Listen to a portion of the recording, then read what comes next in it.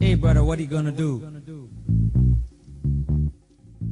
Bon Amir, bonjour, on est aujourd'hui en marge du festival du film palestinien à Rouen et on t'a rencontré, donc on est heureux que tu fasses souvent des passages à Rouen et en fait on a discuté un petit peu avec toi et ça nous tenait à cœur que tu puisses intervenir sur ce qui se passe en ce moment à Gaza parce qu'on n'arrive pas du tout, enfin très peu à avoir des réelles informations. Les dernières qu'on a eues, c'est qu'effectivement Gaza est sous une eau putride en ce moment même et que ça pose beaucoup de problèmes aux Gazaouis dans la vie de tous les jours par le manque d'électricité et la fermeture des usines de traitement d'eau. Donc en fait on aimerait que tu nous dises un petit peu ce qui se passe en ce moment sur Gaza et quelle est la situation des Gazaouis. En fait, ce qui se passe à Gaza actuellement, c'est que l'Égypte, depuis trois mois, a fermé le passage de Rafah, qui est le seul passage pour les voyageurs palestiniens, le seul accès sur le monde pour les Gazaouis. Et en même temps, l'Égypte a fermé 97% des tunnels qui étaient sur les frontières entre Gaza et l'Égypte, qui servaient à faire entrer 60% des produits pour la population de Gaza, 60% de produits qui sont blacklistés par Israël, et ça veut dire des produits interdits à entrer dans la bande de Gaza.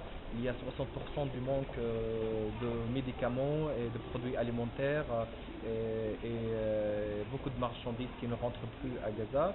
Et le blocus aujourd'hui continue sur Gaza depuis 2007 et on imagine une ville qui vit sous des bombes et sous des bombardements depuis 2000, donc ça fait 13 ans de bombardement et 7 ans de blocus, et la fermeture de Rafah et des tunnels et aussi le renforcement de blocus israélien contre la bande de Gaza a fait que la situation aujourd'hui est très catastrophique à Gaza. Cette année, il y a 6000 étudiants palestiniens de Gaza qui ont raté leur année universitaire parce qu'ils n'ont pas eu le droit de traverser le passage de Rafah. Avec le manque de carburant à Gaza, le central d'électricité n'arrivait plus à produire de l'électricité. Donc les habitants de Gaza aujourd'hui, ils ont seulement 3 heures ou 4 heures d'électricité par jour. Et quand on n'a pas l'électricité, on n'a pas l'eau, on n'a pas le réseau téléphonique, on est coupé du monde, il n'y a plus de transport à Gaza. Il y a quelques jours, les eaux usées sont montées dans les rues à Gaza parce que les usines de traitement n'avaient pas l'électricité et les moteurs se sont arrêtés à cause de la coupure de carburant. Donc la situation est très alarmante et très, très urgente dans la bande de Gaza. Il y a des gens qui ont des maladies très très graves qui n'arrivent pas à avoir les médicaments ou qui n'arrivent pas à avoir un permis pour quitter Gaza et aller se soigner en Égypte.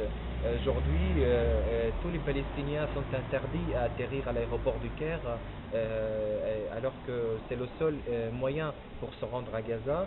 Ça veut dire tous les Gazaouis qui sont à l'extérieur de Gaza et maintenant ils sont double réfugiés parce qu'ils ne peuvent plus retourner à Gaza, et les gens qui sont à Gaza ils sont pris en otage par Israël parce qu'ils ne peuvent ni sortir ni rentrer dans la bande de Gaza. Les écoles et les universités n'arrivent plus à fonctionner comme avant parce qu'il n'y a pas de transport, il n'y a pas d'électricité. Et la situation économique est vraiment catastrophique. 40% ou 45% de la population sont des chômeurs à Gaza. Et il y a le taux de cancer qui a augmenté l'année dernière à Gaza. Il y a des maladies très très graves qui frappent cette population. Il y a la pollution. On a la Méditerranée, mais on n'a pas de poissons parce que les pêcheurs ne peuvent pas aller pêcher. L'eau de la Méditerranée est très très polluée. Ça fait 7 ans que les Gazaouis n'arrivent pas à entrer dans la mer parce que l'eau est très très polluée et ça fait des maladies très très graves. Et plusieurs secteurs ont été détruits par la machine aveugle de la guerre, et comme le secteur agricole. Aujourd'hui, il n'y a plus d'agriculture à Gaza parce que la zone agricole a été confisquée par Israël sous prétexte de faire la zone tampon, qui est la meilleure zone agricole dans la bande de Gaza. Et la zone industrielle au nord de la bande de Gaza a été bombardée depuis 2000 jusqu'à 2013. Les bombes tombent sur cette zone, donc il n'y a ni industrie, ni agriculture et ni commerce, avec la fermeture des tunnels sur les frontières. Donc nous, en tant que collectif Intifada, on relaie la campagne BDS France. Et en fait, on voulait savoir, toi, vraiment ce que tu penses du boycott économique, sportif et culturel. De toute façon, en tant que vous, en tant que Français et Européens, c'est le seul moyen que vous pouvez pratiquer pour défendre les droits du peuple palestinien. C'est le seul moyen non violent et le seul moyen pacifique que les citoyens peuvent faire, parce que c'est un choix personnel de ne pas acheter les produits israéliens. De toute façon, c'est un moyen non violent, et aujourd'hui il n'y a pas grand chose à faire contre cette occupation militaire, à part le boycott et sensibiliser les gens et informer les gens. Mais quand on est informé, on est responsable de ce qui se passe, on est responsable de la situation, donc c'est là on doit agir et réagir. Et le boycott, c'est une campagne internationale qui a été lancée depuis la Palestine et Israël, les activistes et palestiniens israéliens qui ont appelé au boycott de l'État d'Israël en tant qu'un État d'apartheid qui viole les droits du peuple palestinien, qui continue la colonisation, qui a construit un mur pour séparer les villages et les villes palestiniennes, qui enferme Gaza depuis 7 ans.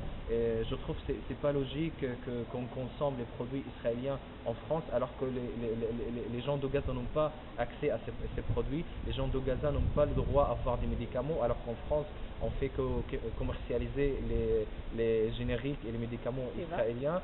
C'est vraiment grave pour des gens qui ne veulent pas prendre partie de ce conflit. Ils doivent au moins cesser d'acheter les produits israéliens. Entendu. On te remercie infiniment, et puis on espère que tu reviendras nous voir à Rouen. Merci à vous. Et puis boycott Israël, n'oubliez pas, trop bon apartheid, et à bientôt pour une prochaine action du collectif Intifada, on espère. Voilà, merci Amir. Merci à vous.